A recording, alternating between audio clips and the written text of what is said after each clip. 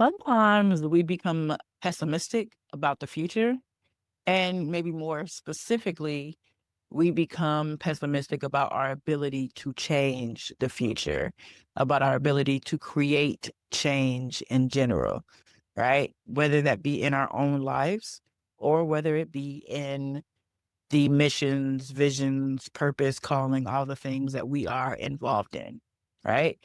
And sometimes it's because we're burnt out, right? We've been doing all the things and the return has not been what we desired or hoped for. Sometimes it's because we're misaligned, right? Being misaligned and burnt out are similar, but not quite the same, right? Sometimes it's because of fear, where it's like, oh, I'm doing what I'm supposed to be doing, but I'm like literally scared to death every day, every week, right? That it's not going to work or I'm going to fail or, whatever.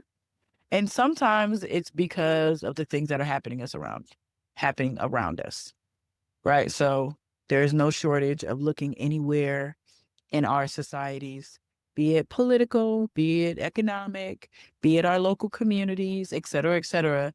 Any of these reasons could cause us to be a bit more pessimistic about the future. Okay. And so, what I would love for you to do is to rate yourself on a scale of 1 to 10. This is one of these like therapeutic tools that we use a lot, right? Where 10 being the highest, okay? If you rate yourself less than no, let me tell you the question first. And then, right? So I want you to rate yourself on a scale of 1 to 10, 10 being the highest, 1 being the lowest, right? And the question specifically is, right? I want you to rate your level of belief in your ability to create change. Okay? Specifically in your ability to create change. Where would you put yourself on that scale? Okay. If you rated yourself less than an 8, 9, or 10, this is your episode. Now, if you rated yourself an 8, 9, or 10, love that for you. You're welcome to stay and join us. But I'm specifically doing this for those of you who, maybe life has kind of knocked the wind out of you, or maybe it perhaps is not quite that dramatic, right? But sometimes you just struggle with confidence or right? It's like, I know what I'm called to do, or maybe I don't, right? At the end of the day, if you are an impact driven person, right? One of the things that we have to constantly remind ourselves is that this work has more to do with courage than anything else, right? And so this episode is really designed to encourage you, right? Because it's easy to get bogged down, like I said, whether it be personal issues, whether it be things in our direct communities or within our industries or within our companies, right? Within our political, so like there's just no shortage of maybe I can't, maybe it won't, blah, blah, blah, blah, blah. And we need to silence all of that noise. Why? Because if not you, then who? Like, if not you, then who? And not from a put the whole world on your back kind of place, because too many helpers are already doing that and burning out and killing themselves, right? So this is not from a place of I got it, I'm gonna do it all. It is from a taking a level of responsibility, right? For the part that is yours to own. Okay. Not everybody's part. I'm a firm believer that there is a thin line between ownership and responsibility, right? And understanding that line is what keeps us from not trying to be Superman and Superwoman. Okay. So if this is really about courage, right? Because here's what I want you to hear. If you don't have courage, you often don't start. But if you don't have conviction, you often don't continue. And if I just want to add one, if you don't have strategy, you definitely are not going to finish. Okay. So here's what I want to talk about today on the episode. I was reading a book, as one does. Okay. This one is called Pour Your Heart Into It, which is basically a book about Starbucks. More specifically, it is a book about Howard Schultz, who, if you do not know, is the CEO of Starbucks, okay, or was. He, at the time of this, he is not, but he's basically responsible for making Starbucks what he is today, right? So Starbucks has again, for those of you who do not know and are not big brand readers like myself, right? I probably could tell you a lot about most of the bigger brands, the Nikes, the Disneys, the Starbucks, the McDonald's, et cetera, because I love reading that kind of thing. And Howard Schultz did a similar thing with Starbucks that Ray Kroc did with McDonald's, right? Which is just to say that both McDonald's and Starbucks existed pre these individuals, but on a much smaller scale with much different visions. And these people were responsible for blowing it up. Okay. So that's my 2-minute excerpt of something that you may or may not wanted to know. Okay. So as you may know, if you've been listening to this podcast or just follow me in any way, you know that I love to read. And one of the things that I love to read about is the 1%, right? It could be brands like, Starbucks, or it could be people, right? But even more so, I love reading when the people came from nothing, right? The book has plenty of good points. At some point, I will probably do a little bit more of a book review and share some of those points. But today, I really just want to focus on Howard Schultz's story, mostly because, again, what we need most, not only, is courage, right? And what I've learned about my people is that they are often leaning on competence, as if competence and courage are the same thing, right? They are focusing on what they know. They are leaning on what they know, right? That's what I mean when I say competence. And it's like, we want you to be competent. I love that for you. I don't know that another degree, another certification, another course, another fill in the blank with something else that you feel like you need to learn is going to get you closer to the mission, purpose, vision, etc., that you are called to live. Okay. What it requires most is courage, friend. Okay. And if we are going to learn the lesson that 2025 tried to teach us, it is to keep the main thing the main thing. If we just did what was most important instead of trying to do every single thing, we would be much far off. Okay. Much better off. So, courage is our number one skill that we need to be able to develop. And in order to do that, you need conviction. Okay.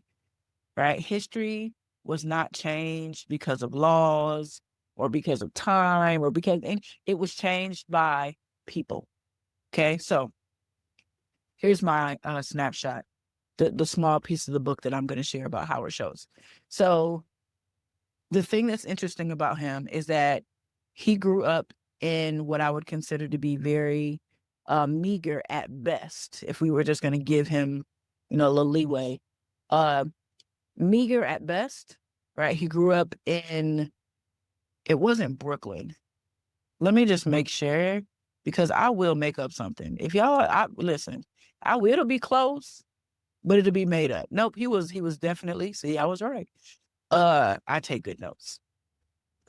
He grew up in Brooklyn, and specifically, he grew up in the projects of Brooklyn. Okay. A lot of people don't know that. A lot of times when you hear these big names, you think they came from money or they came from well-to-do, places. They didn't have no trauma, et cetera, et cetera. Nah. Howard said, nah, I'm here. He said, I'm one of y'all, right? So he grew up in the projects and also felt the stigmatism that comes with growing up in the projects. The book doesn't go into a ton of detail about what stigma that might look like, but we not dumb. We know what comes with being poor, right? He talked a lot about, having a questionable, is how I will say it, relationship with his dad, right? They grew up poor. His dad worked 3 jobs, all blue collar kinds of, work, driving cabs, working in factories, etc. Right. And I share this specifically because why not you? No, dramatic pause. Okay. Why not you? Right. Because oftentimes we are counting ourselves out for all of these different reasons. Oop, I'm too old. Oop, I'm a woman. Oop, I'm Black. Oop, I grew up without, 2 parents. Oop, insert the thing that comes up in your mind about why you can't, why you won't, why you're not the one. And I just want to remind you, well, what's different about you than Howard? Huh? No, I want you to actually answer that question for yourself. I'd love for you to answer for me, but since I'm not there with you, answer it for yourself. What is different about you than Howard? A lot of my clients grew up better than this. No, dramatic pause again, okay? If you rated yourself anything less than an 8, 9, or 10 on my original question, okay, which was, how strong do you believe in your ability to create change? And I'm talking about real change, okay? If you rated yourself a 7, 6, 5, 4, 3, 2, any of that, here's your homework. Am I giving you homework? Yes, I am, friend. Okay, because somebody has to help you. Okay, because the biggest thing that it requires is not your competence; it requires your courage. Right. So it's like, all right, LaChelle, how am I going to develop this courage? I got you. Let's do it. Okay. So I would love for you to make a list of 10 to 20 things that you would do if you were a 9. If you were a 9 and you believe there was literally nothing could stop you short of, I don't know, getting hit by a semi truck or a hurricane or I don't know, right? Like literally, I'm unstoppable, right? I want you to make a list of 10 to 20 things, courageous things that you would do if you truly believed. Okay. And then I want you to do one of those, maybe 2 of them, if you're just going to, do it full out, 1 or 2 of them a month.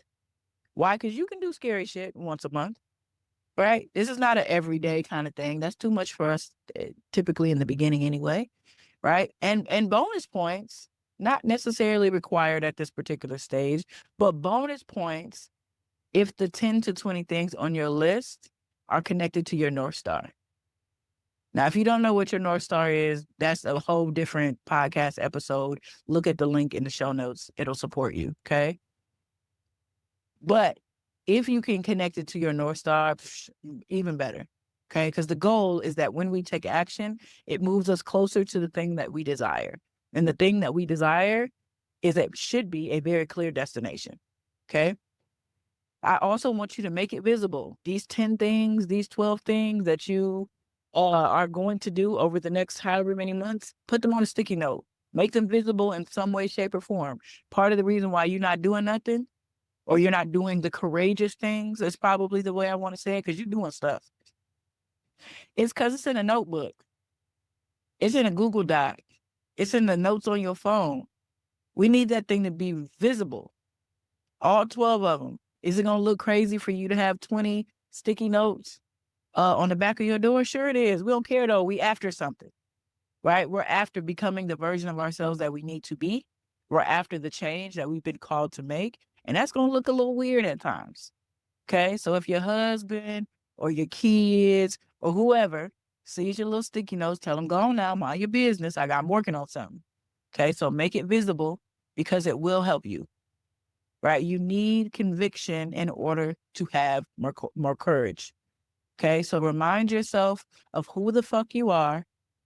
And you do that by proving to yourself, not proving to other people, proving to yourself, because that's what your brain is looking for, right? The reason our brains resist us so much is because it does not like change. Change feels like, oh, unsafe. We don't know nothing. This feels unfamiliar. Don't like it. So what we need to be able to do is normalize your courage, because the moment you normalize it, your brain stops panicking every single time you go off and do something crazy. Now it's going to panic from time to time, but it's going to panic far less. Okay. So we're going to give ourselves some proof this year. We're going to remind ourselves, oh no, courage, not competence. Courage, not competence. We love competence. We want competence. We love consistency. But it's not going to be your effort by yourself, baby girl. Sir, ma'am, sir. Okay. It will be courageous acts that get you to the finish line. And that requires not counting yourself out because of your age, your race, your gender, your background, your trauma, et cetera, et cetera, et cetera. Because for every single one thing that you are counting yourself out on, I could give you a story of someone who made it work, who figured it out. And that's not to create shame. It is to remind you that you are special too. You got it too. Okay, so you got this. Go off and be great.